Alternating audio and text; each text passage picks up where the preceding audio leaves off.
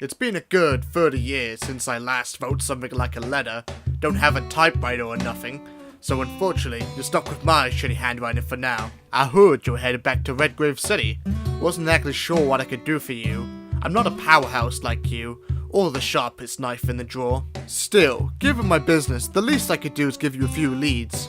Can't say exactly how useful they'll be to you, but they gotta be better than nothing, right? So, the first time I met Dante, he actually went under a different name, Tony Redgrave. I bet that got your attention, huh? Tony Redgrave. Redgrave City? Just a coincidence, or something more? I honestly can't say. Still, figured if you head in that direction, you might be able to learn the truth yourself. That's why I've decided to tell you everything about the Dante I know.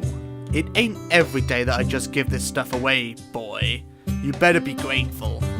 Back when Dante went by Tony Redgrave, there was this place, Bobby's Cellar, a drive infested with bounty hunters, would be soldiers for fortune, and on and off, our old pal Tony.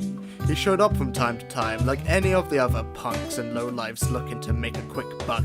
That's the kind of place Bobby's Cellar was. There were plenty of guys like me around too. Everyone else knew how to make the rounds to these joints and peddle information like precious gems. Most importantly, getting these jobs covered kept the cash flowing in. You better believe old Tony made me a pretty penny. Still, the guy was always broke as a bottle of wine. He always ended up busting his guns on every job. Sure, it don't make sense now, but at the time I was dumbfounded. I asked myself, what kind of shots is this guy packing to break a pair of pistols on every single job? This old gunsmith in the neighborhood was always given an earful. Normal pieces must be like a pair of pop guns to a guy like you, huh, Tony? Eventually he got wise that he never made a solid payday at this rate, so he got an old lady to sign a pair of pistols just for him. You guessed it, she ended up introducing Dante to his old pals, Ebony and Ivory, but wouldn't you know, she died just as soon as the job was finished. Well, more like she was killed. I never could outdid it either. I was out of town on a big job myself at the time, you see. But Dante, he knew, from the sound of it, one of the thoughts formed his regular haunt said, that after she passed, he went off somewhere with the most crestfallen look he'd ever seen. That's the last anyone would ever see of Tony Redgrave at Bobby's Cellar. Before long I got wind that old Tony had opened a little racket of his own. Devil May Cry. That was the start of a beautiful friendship, let me tell you. I never believe in demons or anything like that, but hanging out with that guy long enough is a goddamn eye-opener, that's for sure. Met lady around the same time. Dante always played fast and loose with his money, you see? I see a toss a bow in his way sometimes, even a job or two, griping about it the whole time, of course. The way they carried on, you could tell they shared some kind of past. Nothing romantic or nonsense like that. No, more like they got what the other had been through. I tried the roundabout route to figure it out, but those two dodge questions the way they dodge bullets. The past isn't something they bring up lightly. One time, lady let something slip about cutting ties that bind. She was on a pretty heavy bender. Mentioned something about them having to kill family. Dante his brother, and lady her father.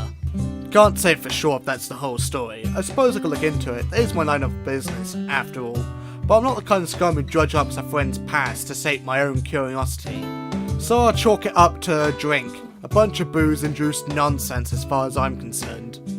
A few years went by and Dante went off to an island. Something about a case this pretty young thing brought in. Seems the Demon King was trying to break a seal to get out to our world. And she wanted Dante to stop him. So our boy went on a ship to Malaya Island I chartered for him.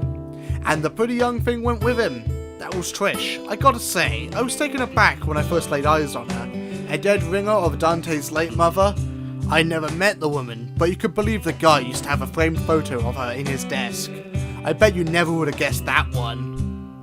Anyway, it was only later that I learned of Trish's true demonic nature. She was to lure Dante to his death on Malaya Island. A sad creature created for the birth of the Demon King. The photo on Dante's desk was common knowledge at the time. I guess the Demon King wanted to take advantage of his filial affection. All sorts of things went down on that island. Dante took down the Demon King once and for all and came back with the Devil May Cry with Trish in tow. I don't know the details of what transpired out there. Prying into such matters is unbecoming of one in my position. Besides, the important thing is, back then, Dante defeated the ruler of the demon world, and this time around, when V showed up, guess what task he had for our boy Dante? Defeat the resurrected Demon King. So Dante took the case and hooved to Redgrave City. Is the Demon King waiting up there the same one from LA Island? Your guess is as good as mine. Still, I can't shake the feeling that this whole thing is connected to Dante's roots somehow. After all this, is the Tony Redgrave we're talking about here. And there you have it, the whole kit and cadoodle. If you learn anything new, I'll be sure to contact you. So don't go dying on me before I do. I think I see another beautiful friendship in the works here, kid. Don't let me down.